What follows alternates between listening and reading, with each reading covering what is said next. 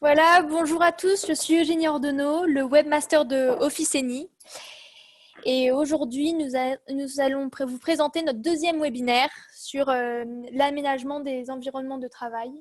Et pour cela, je vais laisser la parole à Stéphane Malherbe, le fondateur d'Officeni.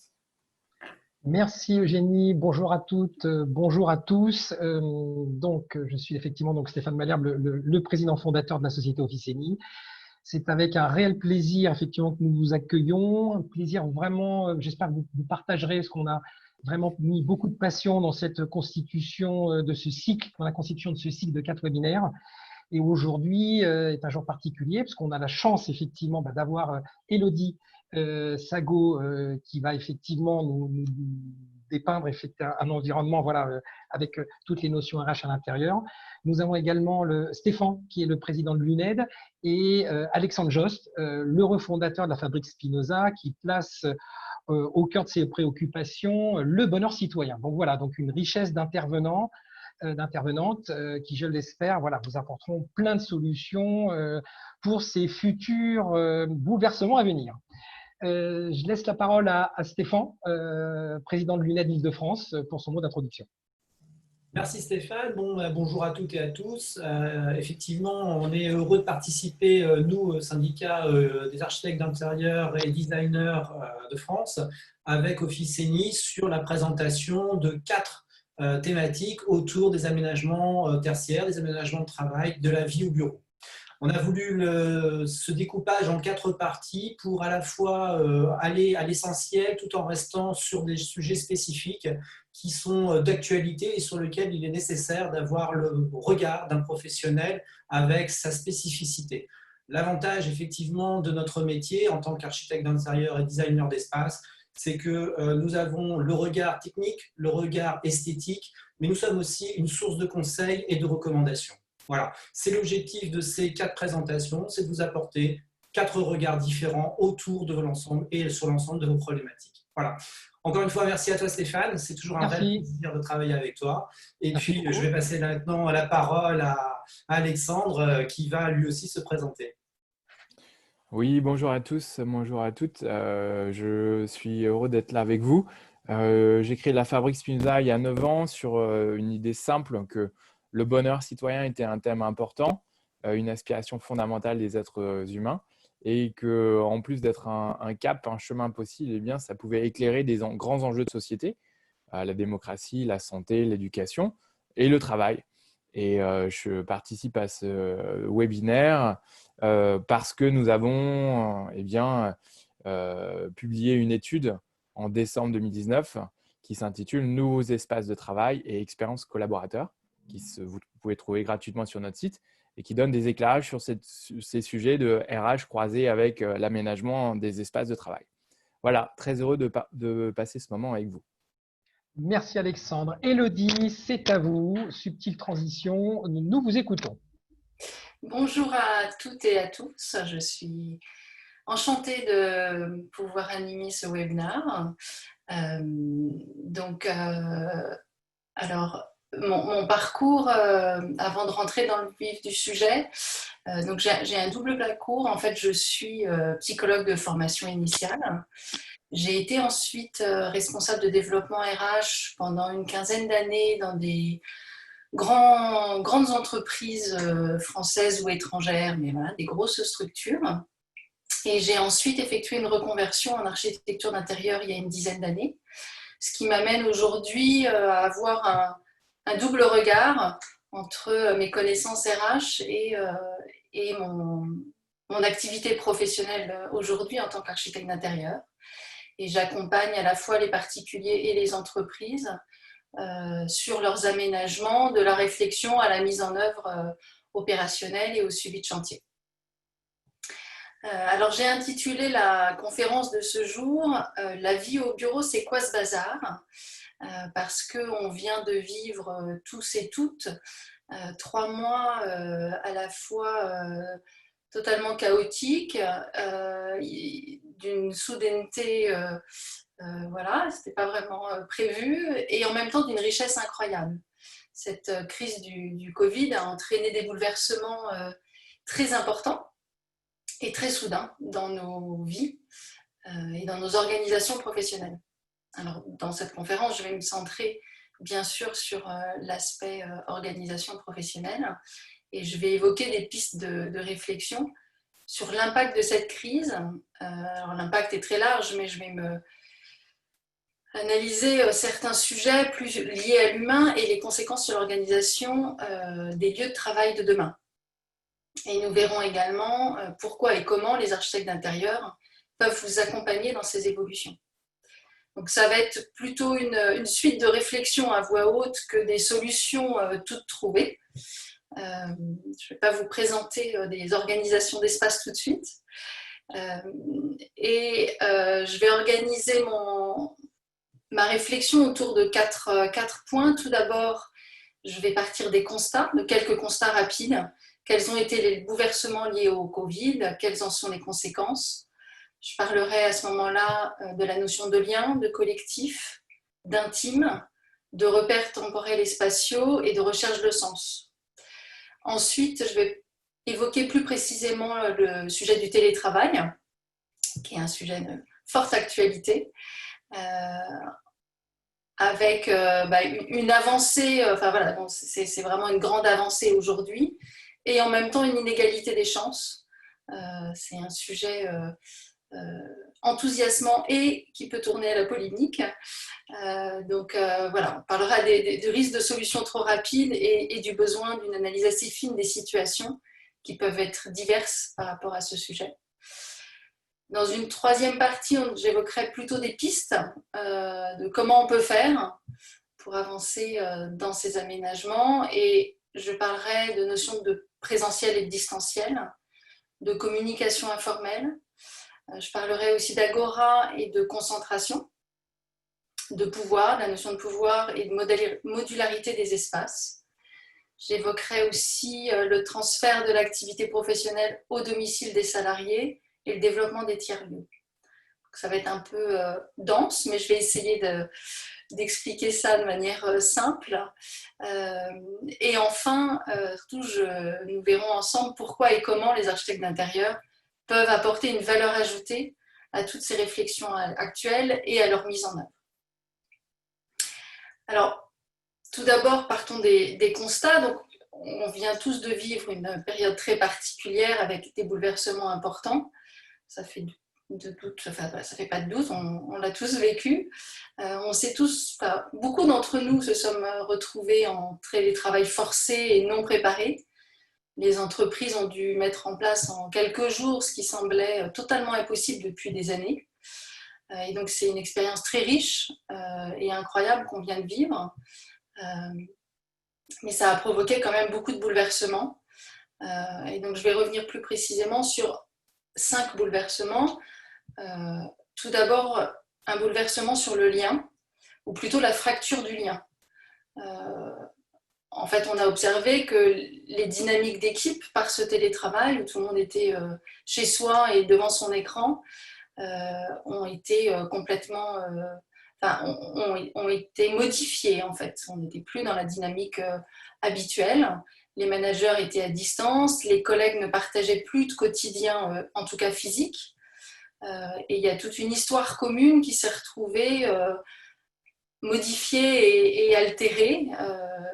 Une autre s'est construite, en tout cas dans cette période courte de confinement, et on arrive maintenant à un entre-deux entre le 100% télétravail et un retour au bureau. Mais il y a eu sur le lien entre les personnes des bouleversements importants. Deuxième bouleversement qui concerne, qui est plus une analyse sur la notion de collectif. Le fait de travailler ensemble, c'est d'être collectivement ensemble. Et jusqu'à présent, c'était plutôt quelque chose qui protégeait. Et dans cette période de Covid, c'est devenu en fait finalement quelque chose de dangereux. On s'est replié sur des structures familiales, sur la cellule familiale. Et aujourd'hui, on voit bien que pour certains, il y a un frein à revenir au bureau. Pour différentes raisons qu'on évoquera, mais voilà, la crainte du collectif peut encore être présente. Dans cette période, une particularité aussi, c'est que tout d'un coup, l'intime s'est retrouvé totalement exposé. On a tous fait des réunions, que ce soit en audio ou en visio, avec les enfants, les conjoints. Enfin, voilà, tout d'un coup, la vie personnelle arrivait dans les réunions de travail. Chacun voyait chez ses collègues, vous voyez, là je suis chez moi, vous voyez chez moi. Donc il y a une intrusion quand même enfin une intrusion, en tout cas l'intimité de l'habitat et de la structure familiale s'est invitée dans les réunions et dans la sphère professionnelle. Alors pour certains qui sont adeptes du cloisonnement vie pro, vie perso, ça peut être un peu compliqué. Donc on a eu un bouleversement des repères spatiaux, bien évidemment, puisque le travail tout d'un coup s'est fait uniquement à la maison.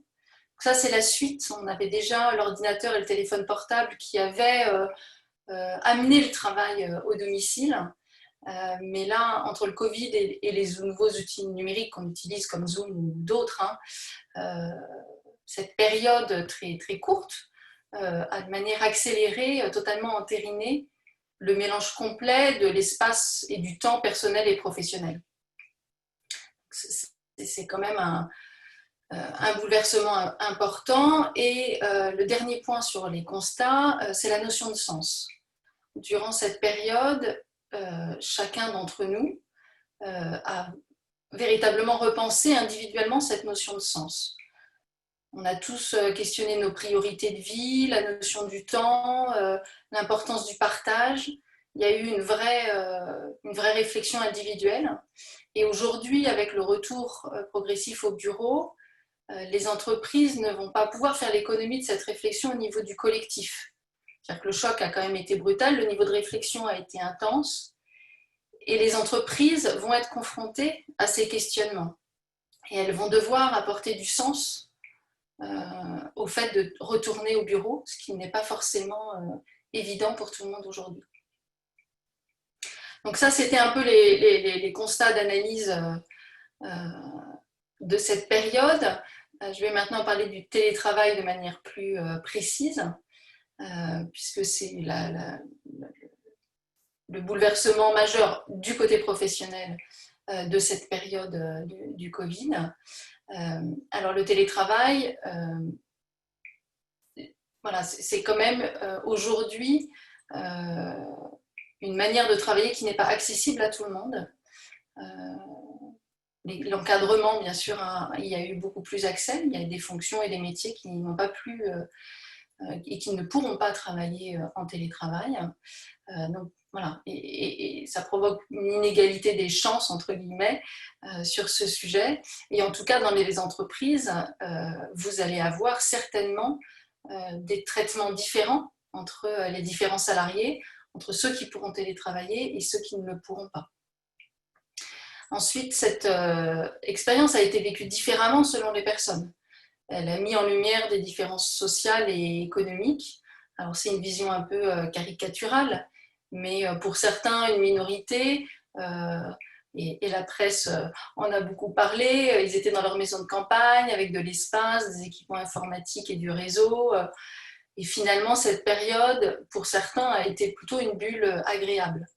Pour d'autres, coincés avec des enfants en bas âge dans des petits appartements, sans lieu pour s'isoler, l'expérience a été nettement plus rude. Mais en tout cas, dans la grande majorité du temps, les personnes qui ont pu télétravailler ont gagné du temps de transport et donc a priori du temps libre et de la souplesse d'organisation. Du coup, aujourd'hui, le télétravail semble s'imposer de manière rapide et forte, mais avec des objectifs qui peuvent être communs ou distincts selon les structures. Au niveau des individus, comme je vous disais, voilà, les personnes ont quand même gagné du temps et de la souplesse logistique. Donc, une grande partie des salariés souhaitent conserver du télétravail, pas à 100%, mais à temps partiel. Mais pas tout le monde. Donc, soyons vigilants dans ces nouvelles formes de travail, parce que les souhaits et les possibilités ne sont pas les mêmes selon les individus. On ne peut pas obliger les gens à travailler chez eux, c'est compliqué. Et attention aussi aux managers qui ont pu vivre cette situation ou qui ont chez eux des conditions permettant de télétravailler de manière confortable, qu'ils ne plaquent pas la situation qu'ils aient vécue eux-mêmes sur l'ensemble de leurs collaborateurs. En tout cas, il est sûr que les entreprises vont devoir tenir compte de ces aménagements et de ces souplesses et que ça va avoir un impact sur l'organisation spatiale des bureaux. Donc ça, c'était du côté des individus. Du côté des entreprises, on voit bien aujourd'hui que beaucoup d'entreprises s'engouffrent dans cette solution parce qu'ils espèrent optimiser les mètres carrés de leurs locaux et obtenir des gains financiers qui sont réels. Donc là, ça va être une réalité. Soyons juste vigilants que les bouleversements liés au télétravail sont plus larges que juste une emprise au sol d'une accumulation de postes de travail. Et il va falloir analyser l'impact de ce télétravail de manière plus fine et plus complexe. On a vu avec des expériences d'open space à tout va ou de flex office que selon les entreprises, les types de salariés, les organisations et les cultures d'entreprise, ça peut fonctionner ou pas. En tout cas, le risque de télétravailler de manière trop imposée ou intensive, c'est la perte du lien, de la motivation, de l'engagement et de l'efficacité des collaborateurs. Donc, ça peut être, le télétravail sera certainement une avancée importante, mais ça peut aussi provoquer des effets collatéraux qui pourraient être embêtants s'ils ne sont pas anticipés. Alors, c'est bien tout ça, vous allez me dire, mais comment faire et quelles sont les pistes de réflexion pour mettre en place cette nouvelle organisation, vu que c'est un sujet complexe.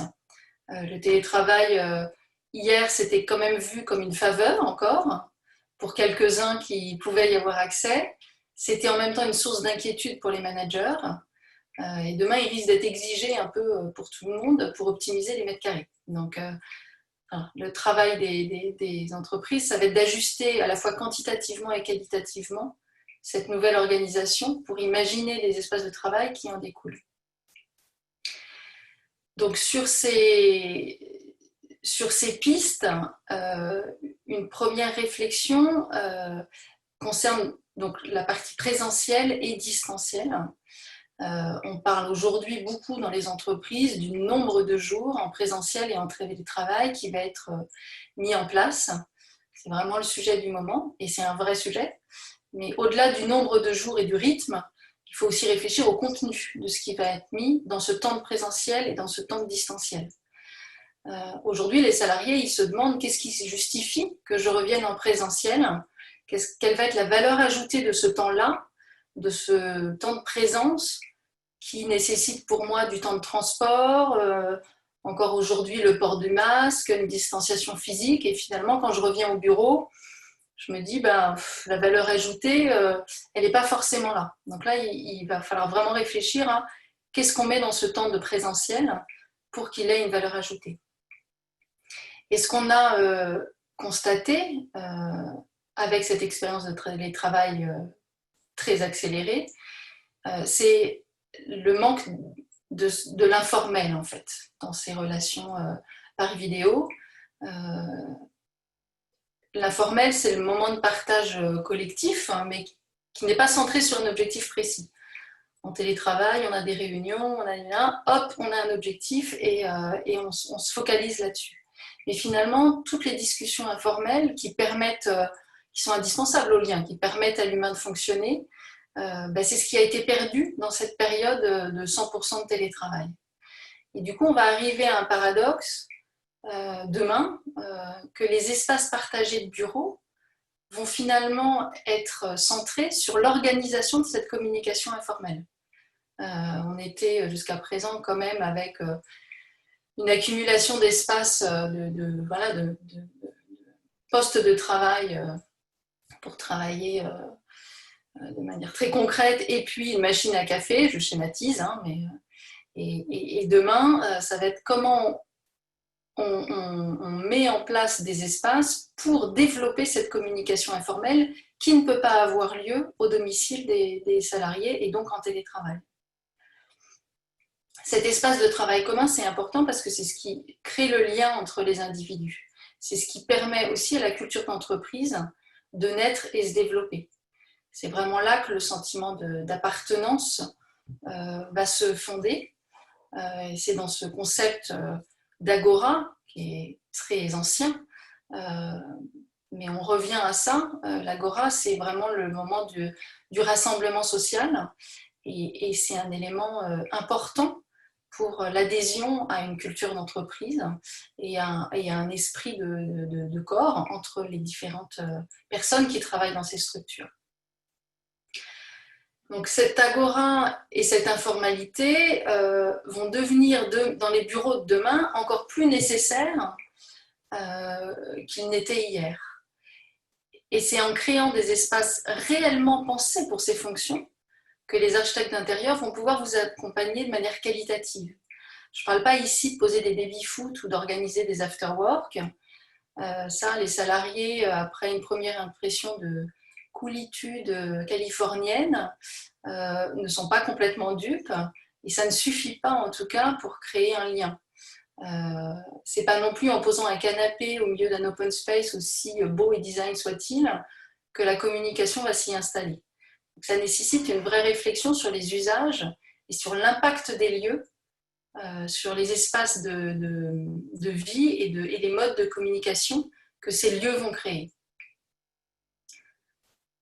Et les lieux et la manière dont ils sont aménagés, les espaces ont un réel impact sur la communication, sur le bien-être des salariés et sur leur efficacité selon les différents moments de la journée et sur les différentes tâches qu'ils vont avoir.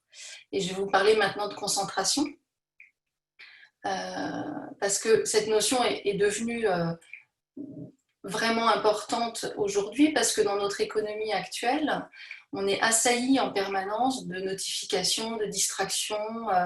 Voilà, on est sollicité de toutes parts et finalement, la capacité à se concentrer pour travailler profondément, intensément, deviennent des moments rares et plutôt précieux. Et cette concentration sur une mission va devient un élément vraiment créateur de valeur. Et du coup, l'espace de travail doit permettre cette concentration. La question qui se pose aujourd'hui, c'est est-ce que cette concentration, elle va se faire à la maison, en télétravail, ou est-ce qu'elle va se faire au bureau? Je n'ai pas forcément de réponse, mais en tout cas, il faut y réfléchir et qu'il y ait des espaces prévus pour ça. Alors, il y a des entreprises, par exemple, qui ont créé des bureaux silence, voilà, des espaces qui ne sont pas attribués, où quand les collaborateurs ont besoin justement de se concentrer, vont dans ces espaces-là. C'est une piste intéressante, il y en aura d'autres, mais voilà, il faut réfléchir à cet aspect-là dans les aménagements des lieux. Alors, l'espace de concentration, classiquement, on fait le lien avec le bureau fermé individuel, qui permet plus la concentration que d'être en open space. Hier et encore aujourd'hui, ce bureau individuel fermé, c'est quand même souvent l'apanage d'un manager et c'est organisé ou attribué selon le rang hiérarchique. C'est encore un marqueur social important, mis à part quelques startups très innovantes sur le sujet. La relation hiérarchique est un des fondements de la relation professionnelle et le lien avec l'espace est assez clair. En tout cas, historiquement, ça a toujours été présent. Donc, le bureau fermé, c'est un lieu de concentration possible. Mais demain, qu'est-ce qui va en être? Est-ce que les managers qui vont eux-mêmes télétravailler 2 ou 3 jours par semaine vont partager leur bureau? Et ce ne sera plus un bureau personnel, même pour les cadres dirigeants. Est-ce que les bureaux fermés vont être non plus pour une personne, mais pour 2 ou 3 personnes. Et puis avec le roulement de télétravail, finalement, il y aura 1 ou 2 personnes en permanence. Est-ce que ça va devenir une prochaine norme d'organisation, remplacement des open space? Voilà, c'est des questions qui se posent, mais auxquelles il va falloir réfléchir. Et donc cette notion, elle est liée avec la notion de pouvoir. Je parlais des managers et des bureaux fermés. En tout cas,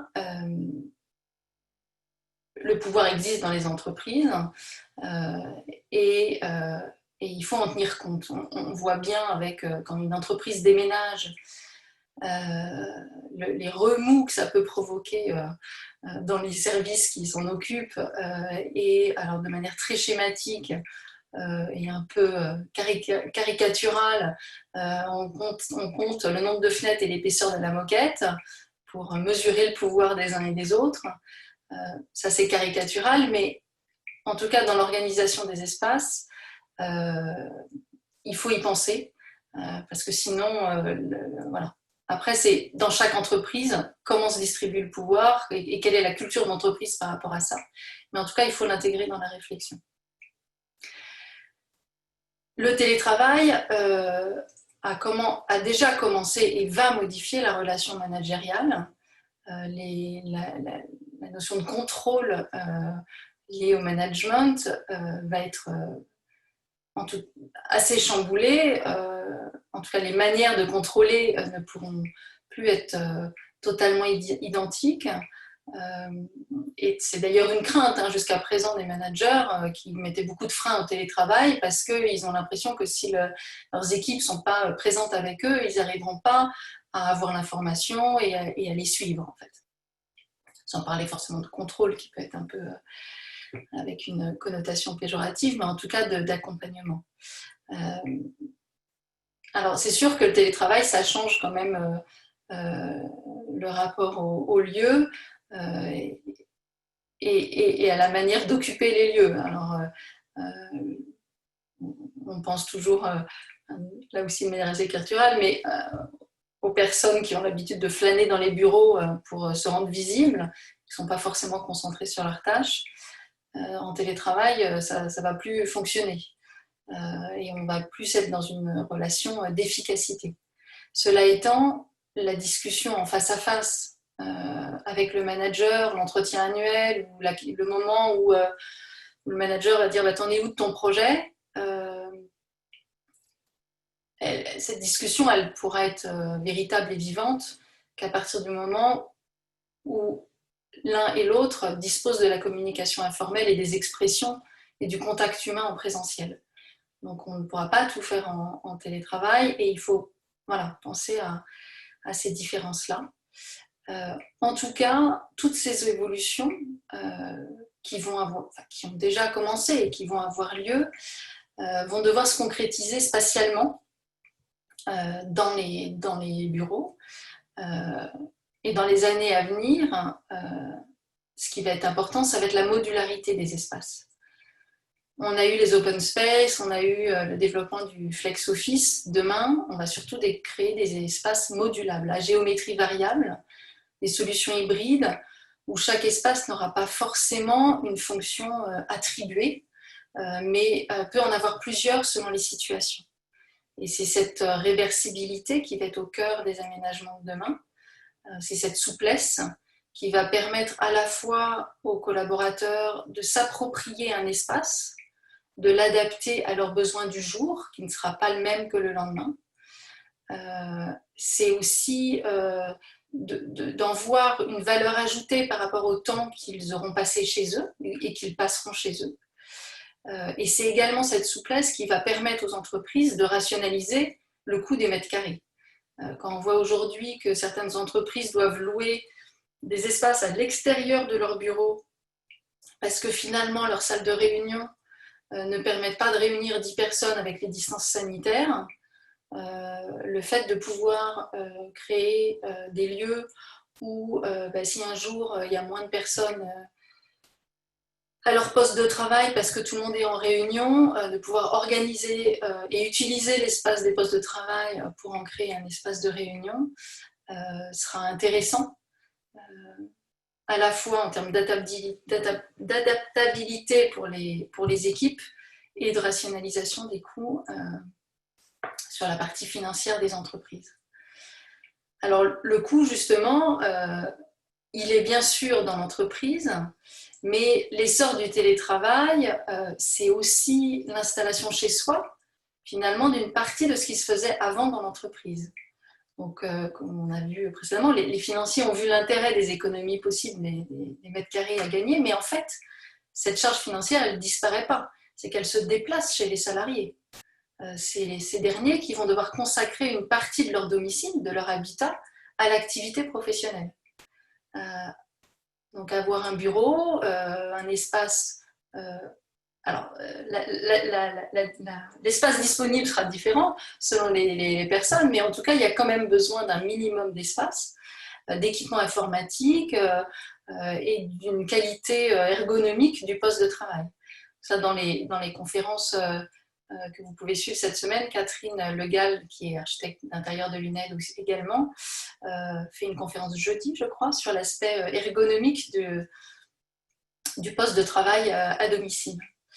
Mais en tout cas, quelle va être l'implication financière des employeurs sur ce transfert de charges? C'est un vrai sujet. Et ça sera certainement demain un critère influent à la fois sur le respect ressenti par les salariés de leur hiérarchie et un critère de choix pour les nouvelles recrues.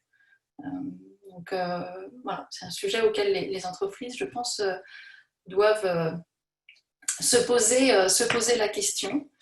Mais au-delà de l'impact et de l'incitation budgétaire qui pourrait être envisagée, l'employeur va également devoir s'adapter les solutions et impliquer les salariés, en tout cas les questionner sur leurs besoins, sur leurs désirs liés au télétravail, mais également sur leurs possibilités. Et là, sur le sujet des possibilités, l'entreprise va devoir questionner le collaborateur sur quel est son temps de transport, quel est l'espace disponible chez lui pour pouvoir télétravailler, et donc avoir des informations finalement personnelles. Donc, alors, pardon Élodie, il te reste quelques minutes. Ah, d'accord. Bon, alors, donc c'est un sujet voilà, de questionnement RH sur l'intrusion et des questionnements voilà, individuels et personnels qui peuvent avoir lieu. En tout cas, pour les personnes qui ne peuvent pas ou ne souhaitent pas télétravailler chez eux, ou ne souhaitent pas faire ce mélange de genres, on va avoir le développement des tiers-lieux, ce qu'on appelle les tiers-lieux, donc des espaces de coworking ou pro-working, à proximité des salariés, mais pas chez eux, qui vont certainement être plébiscités par ces personnes-là. Et les entreprises vont devoir se poser des questions et en tout cas apporter des solutions de ce type-là. Alors l'architecte d'intérieur dans tout ça, quelle est sa valeur ajoutée? Alors aujourd'hui, mon propos, c'est pas de vous donner des solutions toutes prêtes, d'abord parce qu'elles seraient préméditées et pas forcément adaptées à votre entreprise et à ses spécificités, c'est plutôt de vous convaincre de l'intérêt d'une réflexion commune. Alors qu'est-ce que c'est qu'un architecte d'intérieur? Un architecte d'intérieur, c'est quelqu'un dont la spécialité, c'est de réfléchir aux usages des lieux.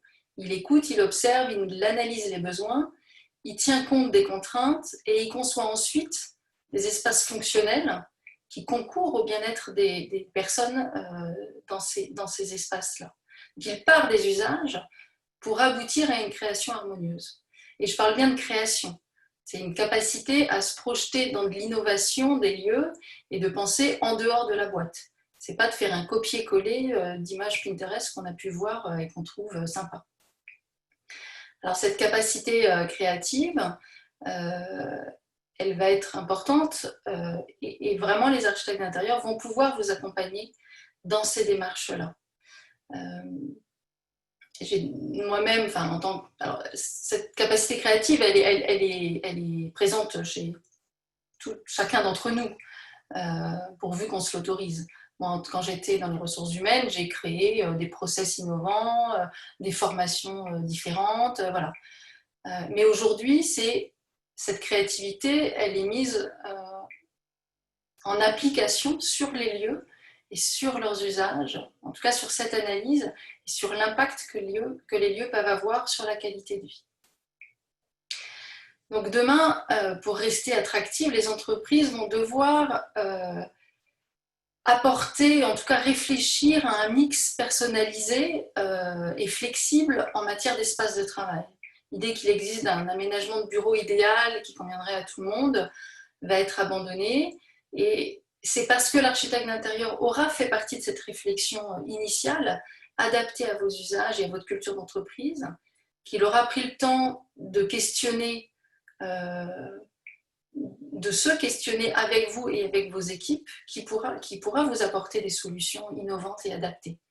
Mais il faut vraiment qu'ils soient impliqués dans la partie analyse en amont. Alors cette réflexion qui va être menée par les entreprises, elle ne se situe pas dans le même espace-temps que la crise actuelle.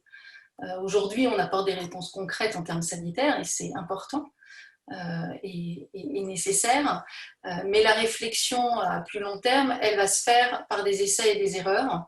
On a été très créatifs, vraiment, dans cette période. On a trouvé dans l'urgence des solutions un peu bricolées, qui sont aujourd'hui une mine d'informations, mais qu'on va maintenant confronter à la réalité sur le plus long terme. Et c'est dans cette durée que l'expérimentation va avoir lieu. Donc, ne soyez pas trop exigeants avec vous-même sur la rapidité des réponses et arriver à convaincre vos hiérarchies de ne pas être trop pressés non plus. Il va y avoir des tests, il va y avoir des essais, il va y avoir des erreurs, des expériences heureuses ou malheureuses. Et c'est important d'impliquer vos équipes dans cette réflexion parce qu'ils ont de l'information et puis parce que les échecs seront mieux acceptés s'ils ont été imaginés par tout le monde et non pas appliqués. Merci beaucoup Élodie, merci pour cette intervention très riche et plein d'informations qui, je pense, aideront beaucoup les gens à penser leur environnement de travail dans le futur. Je vais laisser la parole à Alexandre pour nous donner un petit son mot de la fin. Oui, bien sûr. J'ai été captivé par tout ce que vous avez dit, Élodie, et j'aimerais en particulier à vous dire que je suis d'accord avec votre point de vue sur l'importance de l'informel. En fait, traditionnellement, le bureau est vu comme un lieu de production individuelle et on y va et on réalise son travail, et un travail qui peut être fait historiquement seul. On a assisté ensuite, avant le Covid et depuis peut-être on va dire une décennie, à la transformation du lieu de travail en un lieu de collaboration où ce qui importe, c'est de pouvoir à tout prix, tout d'un coup, se réunir, échanger, converser, bâtir un projet avec les autres. Et là, la crise sanitaire va opérer une mutation vers un troisième besoin qui risque de devenir le centre, c'est ce besoin de socialisation. Pouvoir recréer ces liens qui sont des liens informels. Et pour mémoire, d'après notre étude sur les nouveaux espaces de travail, enfin plutôt dans notre étude, on relate des travaux qui montrent que 70% des informations échangées au cours d'une journée au travail le sont de manière informelle. Et donc ça effectivement touche votre métier, Élodie, qui est de voir comment utiliser, concevoir des espaces de telle sorte à favoriser ce que certains appellent la sérendipité. Et ça ne veut pas dire que la collaboration va devenir moins importante, mais que la socialisation va prendre du poil de la bête par rapport à la collaboration. Et pour étayer le fait que la collaboration était un paradigme en train de se développer avant la crise sanitaire, eh bien, je trouve intéressant d'observer que alors qu'il y a 20 ans, on réservait une salle de réunion à l'avance pour pouvoir se retrouver et avancer sur un projet, eh bien, de plus en plus, on l'observe dans nos travaux, eh bien, la collaboration se fait de manière impromptue et informelle. On quitte son bureau et il faut qu'à moins de 5 mètres, on puisse trouver un lieu dans lequel on se rassemble et, gestion de crise ou pas, eh bien, on échange de l'information et on avance sur le projet. Donc voilà, cette transformation-là, moi, je l'observe vraiment. Et je voudrais également dire que peut-être dans les besoins que vous n'avez pas eu le temps d'évoquer, Elodie, parce qu'il y a il y a tellement de transformations que vous ne pouviez pas être exhaustive, même en 30 minutes. Il y a, je pense, le besoin de nature et d'esthétique.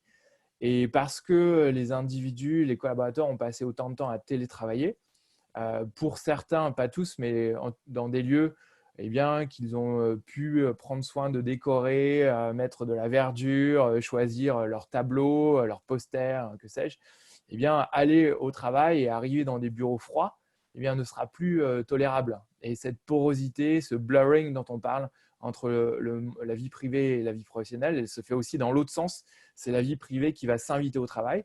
Et on a repéré dans notre étude que le fait de poser des plantes ou des œuvres d'art sur des bureaux initialement nus dans le monde de l'entreprise peut générer une augmentation de satisfaction de vie et ensuite de productivité de 17 à 32%. C'est une étude de l'université d'Exeter. Donc ce besoin de beau et de biophilie de nature eh bien, sera au bénéfice du collaborateur et aussi de l'entreprise. Et je terminerai juste en disant que pour moi, tout cela va dans le sens de consacrer le fameux activity-based working, qui est l'écoute des collaborateurs, la compréhension de leurs tâches, de leur métier et de leurs tâches, et ensuite le design d'espace qui est capable de prendre en compte ces nouveaux besoins, ces nouveaux usages, de telle sorte à ce qu'au travail, on se sente bien et qu'en plus, on travaille mieux. Voilà. Merci beaucoup, Alexandre. Alors, si vous avez des questions, j'en vois pas pour l'instant pour soit Alexandre, soit Elodie, n'hésitez pas. Et on va attendre un peu sur le chat, mais sinon, merci beaucoup d'être venus et merci Elodie, merci Alexandre de vous être joints à nous. C'était riche en… Ah, j'ai envoyé un message. Analyse très intéressante, dit Florian. Mais oui, moi j'ai trouvé ça super intéressant et en vrai, il n'y a pas trop de questions parce que je pense qu'il y a beaucoup d'informations en fait à processer et Florian qui demande où pourriez-vous trouver… Ah, on me demande où on pourra trouver le replay. Alors le replay, je vais le mettre sur Facebook, sur YouTube, pardon. Sur notre chaîne YouTube et on vous l'enverra de toute façon le lien de la vidéo au moment où ça sera sur YouTube. Donc, j'avais juste quelque chose que du coup j'ai pas eu le temps de dire qui me semble important, c'est que ces réflexions, alors c'est des discours qui peuvent paraître un peu parfois théoriques, ces réflexions elles sont pas du tout réservées aux grosses entreprises. On travaille beaucoup sur des PME, des cabinets de conseil, des structures où il y a une dizaine de personnes.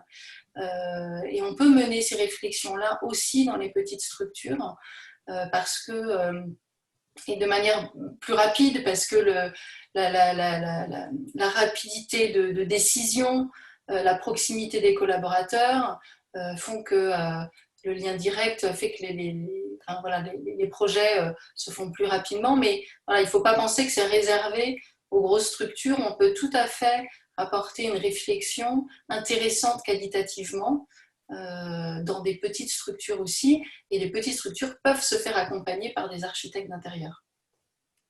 Super, merci Elodie. Alexandre, est-ce que tu pourrais mettre le lien vers ton étude? Il est demandé dans le chat. Oui, j'ai répondu. Ah, super, merci beaucoup. Je t'en prie. Et après, on avait juste une question, avant de conclure avec Stéphane, on a juste une question, je crois que c'est pour toi Alexandre. Comment concilier concentration et sérendipité, pardon. Là-dessus, évidemment que c'est quelque chose de complexe qui demande en priorité d'avoir une multitude d'espaces de telle sorte à ce que le collaborateur puisse choisir en fonction de la tâche qu'il a réalisée, l'endroit où il se trouve. C'est ça l'activity-based working, pouvoir s'isoler, aller dans une salle à part, aller faire une sieste, aller dans une salle de réunion ou autre. Mais il y a aussi des petits gadgets qui sont, j'aime bien celui du flow light, qui consiste à avoir une lampe sur son bureau qui a 3 couleurs, vert, jaune, rouge, et qui indique de manière respectueuse, bienveillante et non violente aux autres, eh bien, si on préfère plutôt ne pas être dérangé, sauf s'il y a un besoin, n'être en aucun cas dérangé ou alors être ouvert à une question ou à une demande d'aide. Et je pense que c'est un mélange d'une analyse complexe des tâches et de petites solutions comme celle-ci qui peuvent aussi être inventées par les collaborateurs, qui permettent d'avoir le meilleur chemin. In fine, finalement, ou un troisième chemin qui me vient à l'esprit, c'est de mobiliser les collaborateurs pour bâtir ensemble leurs règles de vie au travail. Et ça, par quelques ateliers collaboratifs, on en organise au sein d'Action Spinoza. Eh bien, il est possible de recueillir les envies. Et de la même manière que quand on emménage dans une maison avec des copains en vacances, on détermine qui fait la vaisselle, à quel moment on se lève et qui s'occupe des enfants. Eh bien, au travail, on peut se dire à quel moment on peut se déranger, se parler, faire du bruit ou pas. Et ça s'appelle co-élaborer les règles de vie au travail. Voilà. Super, merci Alexandre. Alors, on a une dernière question d'Emmanuel qui demande « Mon entreprise hésite à faire appel à des architectes d'intérieur pour repenser les bureaux. Bonne ou mauvaise idée ?» Ah bah là, je vais vous dire que c'est une mauvaise idée d'hésiter, forcément. Non, c'est une vraie réflexion. Alors, il y a plusieurs intérêts, on va dire. D'abord, au niveau de la réflexion. C'est pas de faire des copier-coller d'une entreprise à l'autre. Il y a vraiment des modes de fonctionnement qui peuvent être différents et surtout d'impliquer ce que vous disiez, d'impliquer les collaborateurs dans cette réflexion. C'est vraiment important pour qu'ils puissent y adhérer. Il faut les impliquer en amont. Donc, je dirais, au niveau de l'analyse, ça a un intérêt. Ça a un intérêt au niveau de la solution créative, qui va être d'imaginer les espaces différents et esthétiques, effectivement. Ça fait partie de notre métier.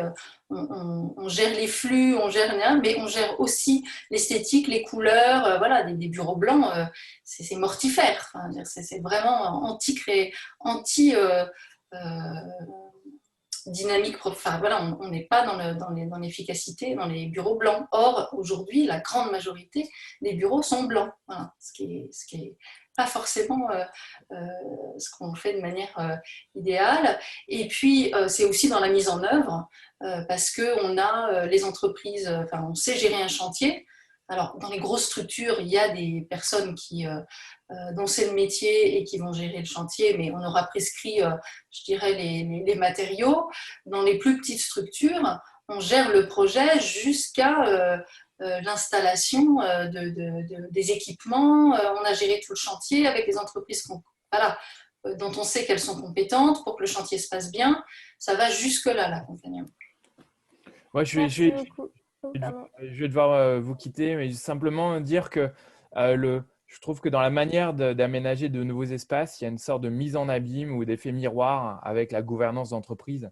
C'est-à-dire que la manière dont les décisions sont prises au quotidien dans le travail se reflètera dans la manière dont les espaces sont créés.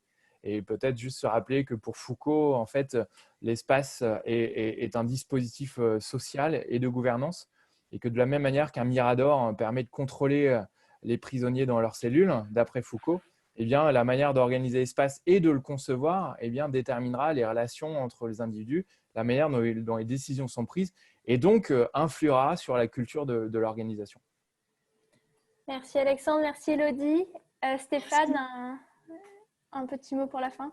Merci Eugénie, parce qu'après Alexandre et après Foucault, ça va être compliqué de conclure. Donc je te remercie de m'avoir donné le mot de la fin. Non, si ce n'est que vous faire part très sincèrement de grand plaisir que nous avons pris à organiser effectivement cette thématique. Merci beaucoup à Elodie et Alexandre pour la qualité des interventions. Il y a toutes et tous pour être restés très nombreux jusqu'à la fin. Je pense que c'est le vrai enjeu, si vous voulez, de ce qui se dessine, c'est de savoir si la montagne va accoucher effectivement d'une souris. Parce qu'au-delà effectivement des problématiques d'aménagement et de télétravail, ce que je retiens, ce qui me passionne à titre personnel, et c'est vrai Elodie, ça questionne même les petites entreprises comme la nôtre, nous sommes une moins de 20, Les certitudes qu'on pouvait avoir avant ne sont plus les mêmes aujourd'hui. Et je fais la liaison avec ce qui, à mon sens, est le plus important, j'entends, dans ces évolutions. C'est que ça va remettre en place plein de choses. Déjà, notre rapport à l'espace et au temps.